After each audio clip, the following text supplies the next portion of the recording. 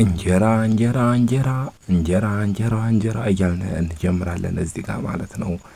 ምጣዱ በደንብ ይታሰሳል የፈጠነ ማለት ነው። ያመተና ከበር እንግዲህ ዛሬ እንጀራ ትኩስ እንጀራ በርጎ ነው የምንበላው። እናሳያችኋለን ማን ይጋግረዋል ማን ይበላል የሚለውንም በዚሁ ተቃኙታላችሁ። ያው ከበብ ብለን ፈት አድርገን በልተነዋል። እንደምታዩት ነው እንጀራ መጋገር በጣም የሚከብድ ይመስላል። አሰላሙ አለይኩም ወራህመቱላሂ ወበረካቱሁ። ሰላም እንደምን አላችሁ? ውድና የተከበራችሁ የናስር ሀበሻዊ ዩቲዩብ ቻናል ተከታታዮች በሙሉ በያላችሁበት ሰላምታችን ይድረስ እንላለን። ለቻናላችን እንግዲህ አዲስ የሆናችሁ ሰብስክራይብ፣ ላይክ እና ሼር እያደረጋችሁ ቪዲዮውን ቫይራል እንዲወጣ አድርጉትኝ። ዩቲዩብ ትንሽ ያዝጋል፣ ዩቲዩብ መስራት ያደክማል። ውጤቱ ደግሞ እጅግ በጣም ደስ ይላል፣ ጣፋጭ ነውና ስለዚህ ሼር አድርጉት፣ ላይክ አድርጉ። እስኪ በሌላ ቪዲዮ ደግሞ በቀጣይ በምን እንምጣላችሁ የሚለውንም ከወዲሁ ጠይቃችኋለሁኝ።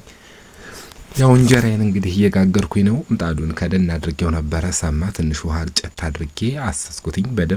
በደንብ የፈጠነ ታሰሰ።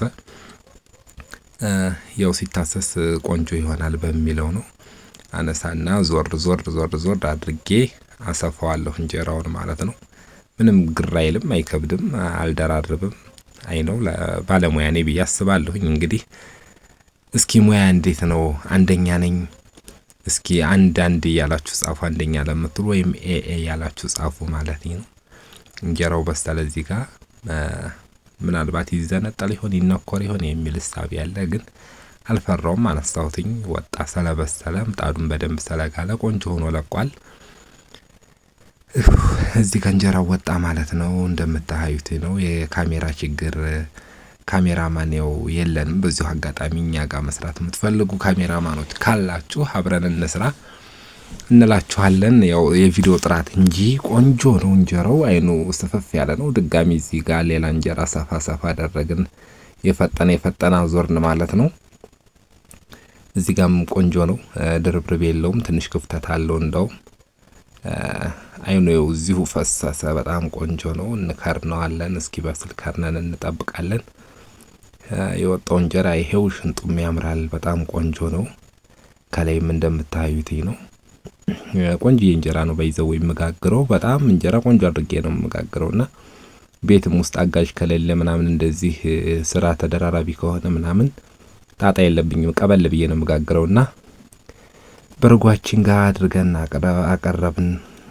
እንግዲህ እንደምታዩት ነው። በርበሬው በዛ ይላል። እርጎ በጣም ቆንጆ ነው። በደንብ ሆኖ ረግቷል። እርጎ ደስ ይላል። ይሄው ብሉ እስኪ አንድ ለእናንተ አንድ ለኔ እያልኩኝ ነው።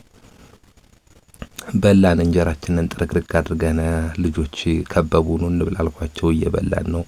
እዚህ ጋር ሀዩ አለ፣ እዚህ ጋር ቅዱስ አለ፣ ጀሞ አለች። ከበብ ብለን በላን። ፊቴን አላሳይም እያለች ነው። ያው ወንድ እየጋገረ ሴቶቹ ከበው እየበሉ ምን ይመስላል? እንዴት ይታያል?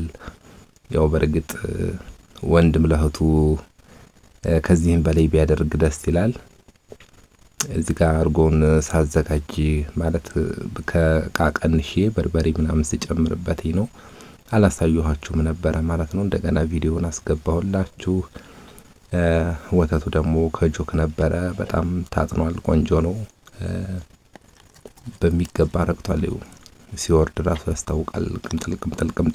ቅምጥል ነው የሚለውና እርጓችንን ቀነስን። የምንፈጀውን ያክል ከሳህን ወይም ምንድነው የሚባለው ባቲው ጋር አደረግን። ወተቱን አቀላቀል ነው። ቅመን አለ፣ በደንብ የረጋ ወተት አለ። ሁለቱም በይዘው እርጎ የሚባል ነው። ረግቷል። ቆንጆ ነው እና በርበሬው ጋር በደንብ አቀላቀል ነው። እዚህ ጋር ጠቆር ብሎ የምታዩት በርበሬው ስላልፈረሰ ስላላማሰል ነው እንጂ ሌላ ነገር አይደለም ማለት ነው። ይሄው ተማስሎ ራሱ እርጎው አልፈረሰም።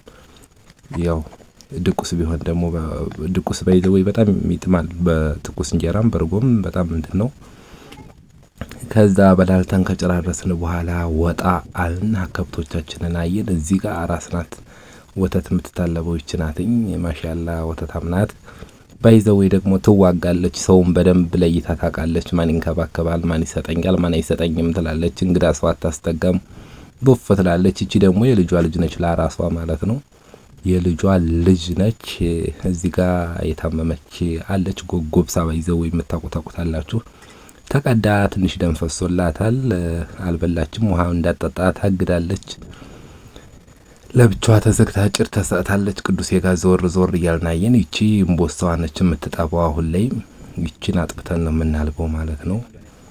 እዚህ ጋር ደግሞ የዛች የምትጣባዋ ልጇ ነች። ወልዳለች። አሁን ሁለተኛ እርጉዝ ናት። ኦልሬዲ ወደ 7 ወር አካባቢ ሆኖታልና ከ2 ወር ምናምን በኋላ ትወልዳለች። በይዘው የምትወልደው ጥሩ ሰዓት ላይ ነው።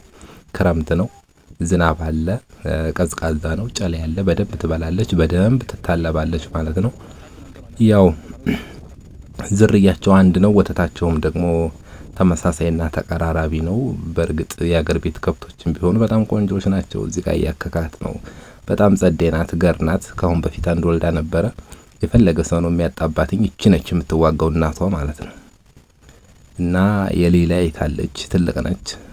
5-6 ወር እንደዛ አካባቢ ወልዳለች። ልጇ እንኳን ይሄው ሁለተኛ እየወለደች ነው ማለት ነው። ይሄንን ይመስል ነበረ። በሌላ ቪዲዮ እስክንገናኝ ላይክ ሼር እያደረጋችሁ ባይ ባይ።